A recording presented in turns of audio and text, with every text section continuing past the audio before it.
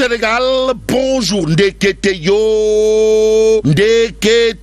amna Lukheweti. Lukhew, eh ben, tribune quotidienne de révéler à sa une, brigade des affaires générales de la DIC, Simon-Pierre Faye de Débéga, dans le viseur du nouveau monstre. Détoile, waouh. En tout cas, Simon-Pierre Faye, c'est 20 ans, eh ben, 20 ans de journalisme et zéro faute. Révèle bien entendu tribune, dans le journal du groupe Débéga, il est question de la réaction au vitriol de Tierno Diop alias Tchelou Magdou Aïdelo. Réaction aux allures de pavé dans la main, pour ne pas dire de coup de pied dans la fourmilière, à savoir, cette convocation intervient dans un contexte politique sous tension où la moindre information qui dérange est perçue comme une attaque à museler. Bon, paradoxalement, plusieurs autres organes de presse ont aussi évoqué une tension larvée entre Ousmane Sonko et Alassane Dramane Ouattara, sans être la cible de tentatives d'embastillement. Relève bien entendu tribune et critique quotidien pour sa part d'indiquer à cause d'une supposée convocation du président Ouattara, le premier ministre Ousmane Sonko. Le premier ministre Ousmane Sonko fait arrêter un journaliste. Bon, Simon-Pierre Faye, puisque c'est de lui qu'il est placé en garde à vue. À la banque indique bien entendu critique. La critique étant aisée mais l'art difficile certes. Le Dakarois continue pour sa part de révéler le totalitarisme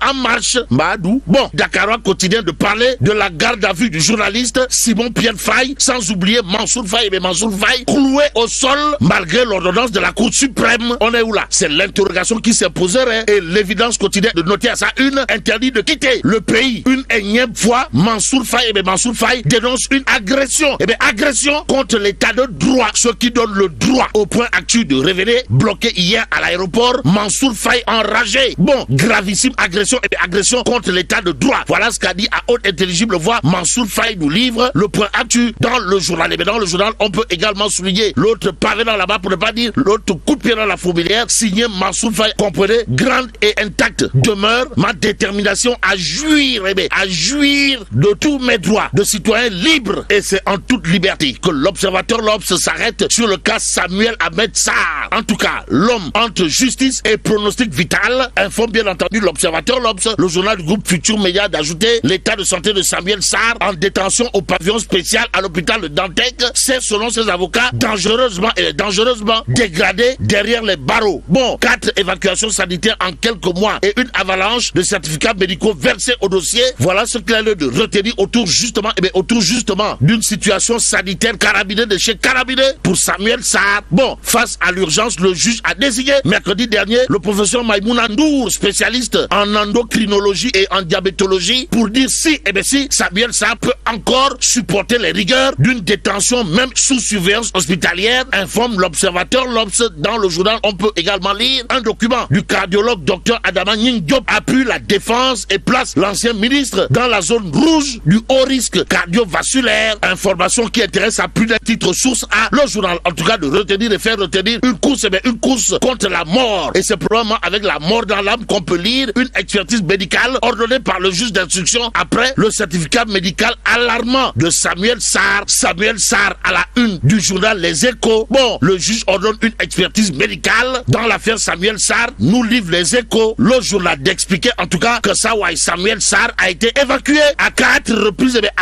reprises depuis son incarcération à l'hôpital militaire de Ouakam. Bon, restons avec le journal Les Échos qui s'intéresse également à l'état de santé précaire de Farbangom ou le lion du Bosséa. En tout cas, les avocats du député maire de Agnam déposent une demande d'expertise médicale, informe Les Échos, favorable ou pas. Pour l'instant, passons à Sud Quotidien qui parle de dialogue politique. Pourquoi faire? Pour nous révéler le 8 mai. Le 8 mai du FDR, à propos justement de la réaction du FDR, il y a dans l'info quotidien la position magistrale, pour ne pas dire monumentale et même cardinale, signée Mohamedou Lamine Massali. Bon, main tendue du chef de l'État à la classe politique, le FDR, amené par Mohamedou Lamine Massali, se méfie d'un dialogue opportuniste. D'où la réaction dans l'info quotidien de Massali qui dira le FDR se dit ouvert au dialogue, mais refuse catégoriquement toute discussion basée sur des subterfuges, voire du narembaï, orchestré par le Premier ministre Ousmane Sonko. Bon, nous exigeons des engagements clairs et des actes concrets, loin des manœuvres politiques hypocrites, dira toujours Mohamedou Lamine Massali, nous livre l'info quotidien. Restons avec le journal qui s'intéresse au partenariat d'RFJ, institution financière, histoire d'évoquer les exigences de Superlinger Aïda Mbodj,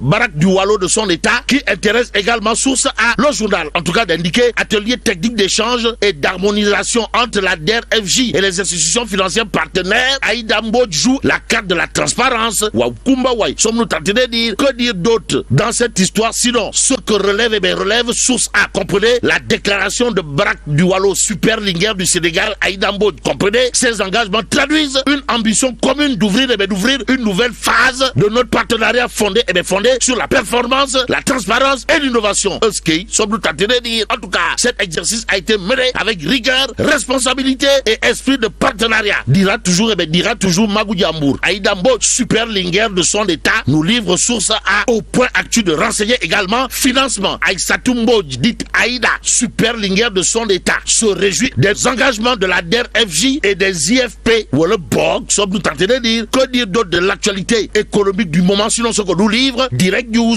le journal, en tout cas d'indiquer Sénégal, l'incontournable ajustement budgétaire, la profonde conviction de Thierno Niane, ancien DG de la CDC de son état. En tout cas, Sawai Thierno Niane, dans une production intellectuelle de haute facture, d'expliquer le bilan infrastructurel reste incontestable avec des avancées notables en matière de développement des infrastructures. Aussi, le cadre macroéconomique demeure déséquilibré, marqué par un déficit budgétaire important qui fragilise les finances publiques. Note bien entendu Thierno Niane, ancien DG de la CDC, dans sa production intellectuelle de l'heure, à lire bien entendu dans Direct News ce matin, le journal de relever l'autre point magistral de l'homme, comprenez, la nécessité d'un ajustement budgétaire devient incontournable pour ramener la dette et le déficit à des niveaux soutenables, tout en reconstituant une marge de manœuvre budgétaire permettant de financer les projets de développement. Waouh, Tatulen Lolouaï. En tout cas, Sawai Thierno Niane a, d'après Direct News, retenu l'aggravation du déficit budgétaire a contribué directement à l'augmentation de l'encours de la dette. En 2023, le déficit était estimé à 12,3% du PIB, soit environ 2291 milliards, et à 11,6% du PIB en 2024, soit 2362,2 milliards. Une réduction est toutefois projetée en 2025 avec un déficit attendu de 7,08%, soit environ 1600,4 milliards de francs CFA. Explique bien entendu Thierno Niane, ancien DG de la CDC. Informe Direct News, le journal, de noter également que selon l'homme, dans un contexte de marge budgétaire quasi inexistante, il est donc impératif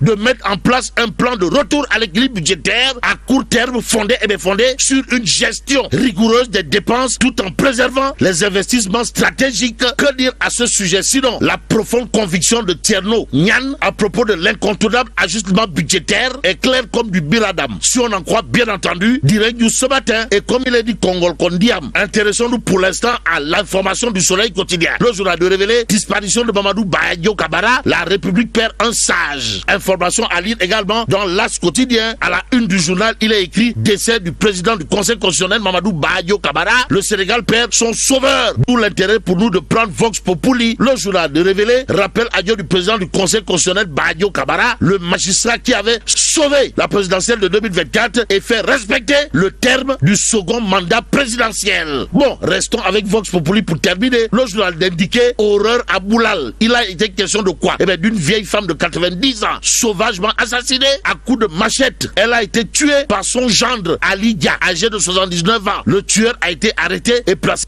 pour meurtre. Et là, mais là, tu dongue de Tchei Allah. Bon, que Dieu préserve le Sénégal.